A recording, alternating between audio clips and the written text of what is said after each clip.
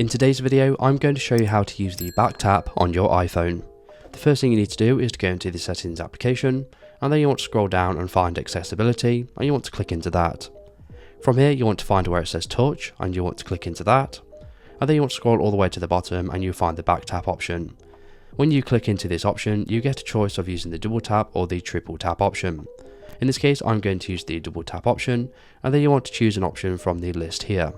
Alternatively, you can use a custom accessibility shortcut at the very top if you wish to do so. However, in this case, I'm going to select the torch option.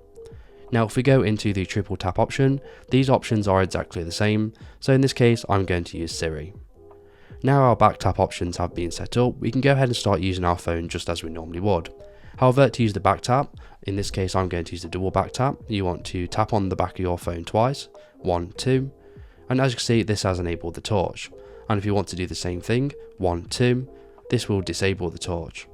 So if this video is helpful, please leave a like, and if you have any questions or comments, you can leave them below.